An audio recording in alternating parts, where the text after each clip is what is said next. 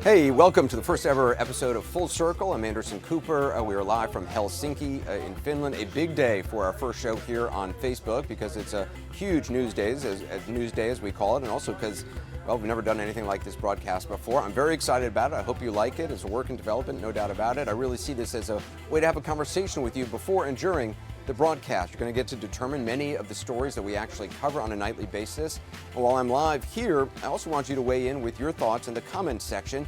If you need a break from those comments, and who doesn't, frankly, from time to time, you can just swipe them right. Now, normally I'll be covering a wide range of stories, and I'll be coming to you live from our AC360 newsroom. You can see it right there on the bottom of your screen. It's complete with my empty chair. Luckily, we do have a lot of staff members who did show up for work, and they're working tonight. Tonight's biggest story in the world right now is, of course, right here in Finland, a historic summit that left people, well, frankly, here and across the world speechless in many ways. We'll tell you everything you need to know about it. And later tonight, a full circle interview. Nadia from the band PussyRiot and a Russian activist, a critic of Vladimir Putin. She'll take your questions, as will I, in a segment we call the 180. It's a chance for you to ask me some questions. Today's 180 topic, the stories that I've covered. Ask me anything about it. I've been doing this since, like 91 or 92. Well, since I had brown hair. You can send me comments. I'll do my best to get to as many of your questions as I can. Also, our question for you, Vladimir Putin was more than 20 minutes late to today's summit, capping off a distinguished history of keeping other world leaders waiting. So our question tonight, was it a ruse or was it just rude? If you're watching on your phone or tablet, you should see your choices on the bottom half of the screen. Vote away, then swipe down. We'll get your final results before the end of Full Circle. We're going to start with what we are calling the first thing first. One of the top, if not the top trending stories on Facebook this second. Number one, with a bullet, you might say, a Russian gun rights advocate now facing American spy charges. Her name is Maria Butina, and she was involved in Russian gun group supported by the National Rifle Association. Now, she was arrested, we learned today, over the weekend and made her first court appearance in Washington just today. According to the indictment, she worked at the direction of a high-level Russian official and was developing relationships, quote, with U.S. persons and infiltrating organizations having influence in American politics. It's like something out of The Americans. That official appears to be a man named Alexander Torshin. Torshin once tried, apparently without success, to arrange a meeting with then candidate Donald Trump, during which time he crossed paths with Donald Trump Jr. How about that? The younger Trump saying they spoke for just a few minutes.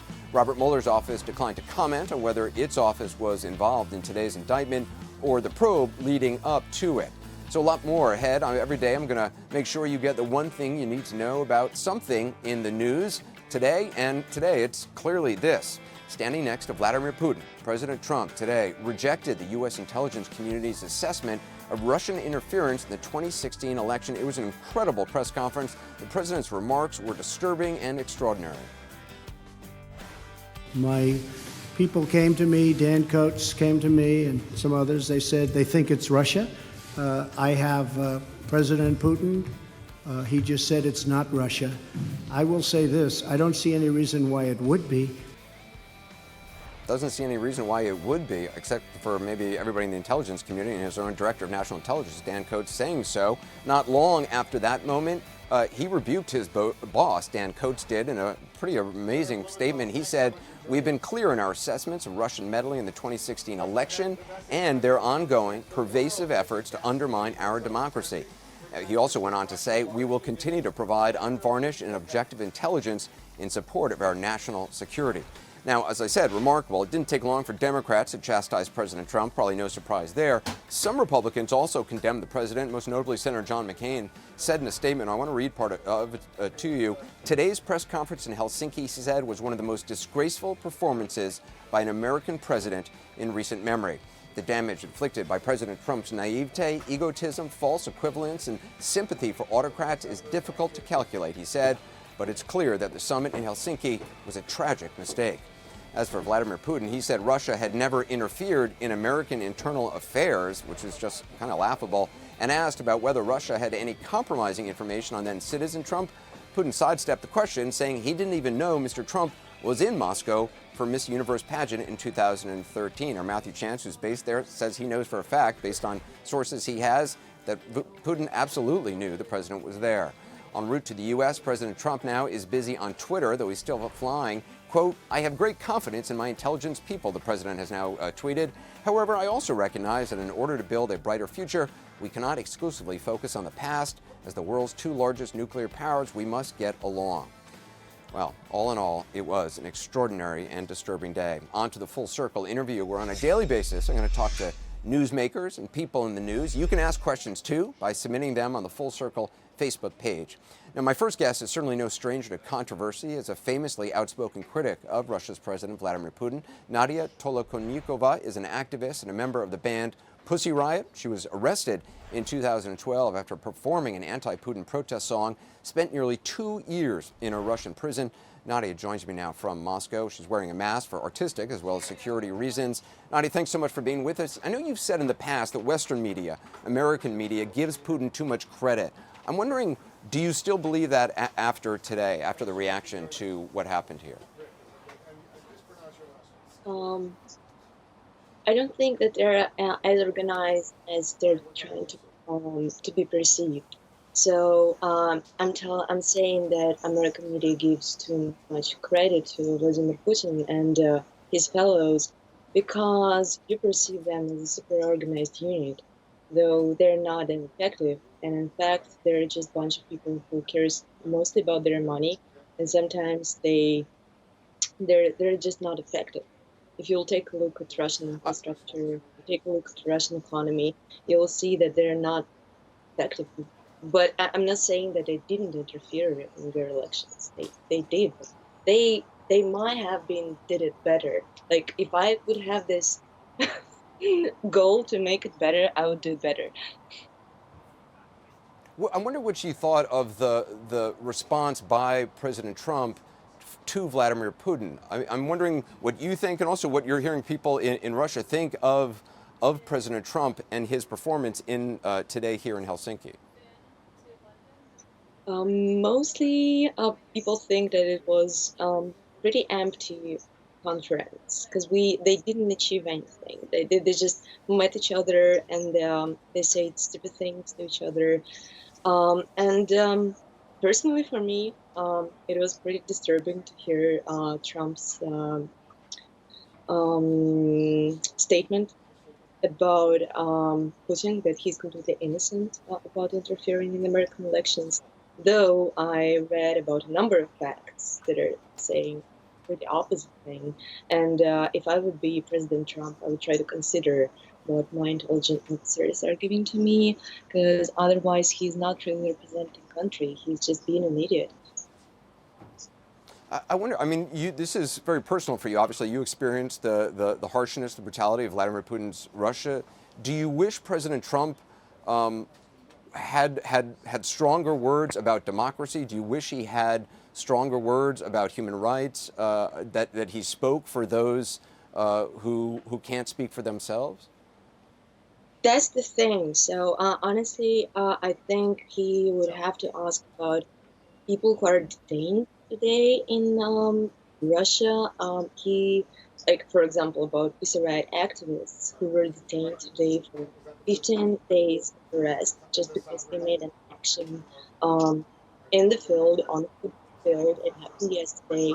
They were running in police uniforms. The meaning of this action was really simple, that cops are dominating in our government, in our society, in our culture, in our and people demanded prisoners. Instead of that, we became political prisoners by ourselves again. So now we're encouraging everybody to say free PussyRiot again. Luckily, it's not a criminal case right now. It's just 15 days, but still. So it would be great if they discuss something like that. Or another important case is Alexei Navalny. He's on strikes for almost 2 months at this time, and he's Ukrainian film director, and he's standing for Ukrainian Crimea in 2014. He was one of the Ukrainian activists. He was arrested in 2014, and he was given 20 years in Russian jail, and now he's on hunger strike. He may die. So I would expect that Trump and Putin would talk about really important topics like political prisoners and people who may die in prison. Yeah. Nadia, I appreciate your time tonight on what's been an extraordinary day here in Helsinki. Thank you. The headlines made today are significant, of course. They're not the only thing you should know about, obviously, about this summit. There's reaction and fallout around the world regarding how both Presidents Trump and Putin have dealt with high-stakes diplomacy in the past, and even the most basic of the details. Why exactly are we here in Helsinki, of all places? So here are the 5 things you should know about the summit today. As we mentioned, President Trump sided with President Putin today over U.S. intelligence, and that's quite a change from the tough words he's had for other heads of state recently. Just last month, he accused Canada's Prime Minister Justin Trudeau of being, quote, so meek and mild, and, quote, very dishonest and weak. You may also remember reports of a phone call between the two leaders where President Trump quipped, "Didn't you guys burn down the White House?" about a reference to the War of 1812. But the problem is Canada was not yet a country, and it was actually British troops who were responsible for the attack. And just last week at the NATO summit, when the president was surrounded by some of our oldest and closest allies, he said this. Germany is totally controlled by Russia. Germany is a captive of Russia. I think it's something that NATO has to look at. Now, Germany was a captive of Russia. A reminder, that was said on the world stage less than 1 week ago. He also reportedly had some choice words for UK Prime Minister Theresa May. The British newspaper The Sun reported that President Trump said in an interview he, quote, actually told Theresa May how to do it, referring to Brexit, and that she, quote, wrecked it. He later went on to kind of sort of apologize to May, which actually is the most remarkable part probably of the whole exchange, given the track record we've just laid out. The next thing you should know, the reaction to the summit from White House insiders. The world was watching, but what was going on behind the scenes? Jim Acosta is keeping tabs for us here in Helsinki. He joins us now. Jim, what are you learning? Anderson, this felt like a sad and dangerous day for democracy. President Trump basically threw the U.S. intelligence community under the bus, and Vladimir Putin drove right over it. I was in the room with both leaders when all of this unfolded, and as you saw during this news conference, the president was given the opportunity to side with the U.S. intelligence community, but he basically sided, as you said, with Vladimir Putin. He also declined when given the opportunity to tell Vladimir Putin to stay out of U.S. democracy. He just simply didn't do that as the cameras were rolling and the whole world saw all of this unfold. I think for Putin's side, what was so striking was to see Vladimir Putin say, yes, he wanted Donald Trump to be president of the United States, but when he was asked what I thought was really the most interesting question of the press conference, whether or not the Russians had compromising information about the president of the United States, Vladimir Putin did not deny that. He essentially smirked and laughed at the question. There was some nervous laughter in the room. It was something that we all could feel sitting in that room, and it sounded as if perhaps the Russians did have something on President Trump, but that Vladimir Putin didn't want to go into it. Anderson, as all of this was unfolding later on in the day, and you saw how people were so shell-shocked back in Washington and responding to all of this, I reached out to a source close to the White House who was familiar with the president's thinking and was asking this person, why is it that the president went out there and did this today? Anderson, this source who is close to the president, said to me, basically, the president does not have anybody around him who feels that they have the guts to stand up to him, that basically they're so afraid of the president that they can't disagree with him when he does things like this. So essentially, Anderson, what you saw today was the president all alone on the world stage espousing these views, and they sounded less America first, which is something he likes to say out on the campaign trail. It felt more like Russia first. Anderson? Yeah, Jim, extraordinary. Let's see how this is all playing out in Putin's home turf. CNN's Matthew Chance is also in Helsinki. Matthew, I know it's late in Russia, but I'm wondering, has there been any reaction from the Kremlin or from sources you're hearing from? Oh yeah, there has been. I mean, this is just as big a thing for President Putin as it was for President Trump, but for very, very different reasons. This was always going to be a big win for Putin. The fact that this meeting was held at all, and that the president of Russia, despite all the malign activities that his country has been engaged in over the past couple of years, from intervention in Ukraine, Syria, to the Novichok poisoning recently in Britain, to the meddling in the election. Despite all of that, he was given this platform to stand one-on-one next to the US president. That was always going to be a big political win. But I think even at the Kremlin, they didn't expect, the kind of pass that they got from President Trump on this occasion. Putin, I've got some notes here. Putin took a restrained tone. He said it was an informative and useful meeting, perhaps understating a little bit how pleased he was with the way it went. Sergei Lavrov, though, the Russian foreign minister, usually very laid back, very restrained in the way he praises things, saying that the meeting was magnificent, better than super. So that gives you an indication of just how happy the Russians are with the way this panned out, Anderson. Yeah, I mean, I can't imagine the White House is thrilled to hear the Russians' description of, better than super. There's viewers asking us on Facebook, how are the Russian people, not the Kremlin, but the Russian people, how are they reacting to what happened today? Obviously, it's very late at night here. Has there been any response that you've heard or just from others that you've talked to? Yeah, there has. I've got, I'm not in Russia right now, as you know, but I'm speaking to a few people back there where I live. And a lot of people, are really proud of their president. This has bolstered even further the reputation of Vladimir Putin as a statesman. I mean, that view is going to be reinforced by state television, of course, which is totally under the control of the Kremlin. That this is a figure, Vladimir Putin, who, despite the economic problems in Russia, and he's had a bit of a knock when it comes to the economic situation in the country, but despite all of that, he's still at the top table of diplomacy. And that means a lot for Russians, and so it's going to go down well. And by the way, Vladimir Putin today said very clearly that he didn't know that Donald Trump was in Moscow for the Miss Universe pageant, and that was sort of his explanation of how, how could he have anything on him? He didn't even know he was there. I heard you say earlier that that's just not the case. You know for a fact he knew he was there. Well, I wasn't there, but I know people who were there at the time when Donald Trump turned up in 2013. He was, of course, organising that Miss Universe competition, and Trump had invited Putin, but Putin didn't turn up. But instead, what Trump got was a phone call from Dmitry Peskov, who is the press flack of the Russian president, apologising, saying that Putin couldn't be there, sending a gift over to apologise. And so there's no question really that the Kremlin and Vladimir Putin in particular knew that Trump was there. I mean, Trump even bragged about it himself, on various Twitter postings. So, that was one of those examples, I think, which struck me in that press conference. I was also inside that press conference along with Jim Acosta. One of the things that struck me is just the ability of both Trump and Putin to say things which are clearly not the case, which people have observed not to be true. And that's something they've got in common, Anderson. Yeah.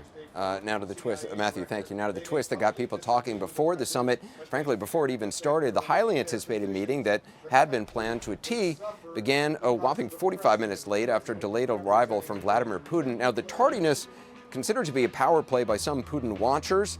The Russian president is well known for keeping important people waiting. He made the Pope wait almost an hour at the Vatican in 2015. In 2014, he left Germany's Angela Merkel waiting for more than 4 hours.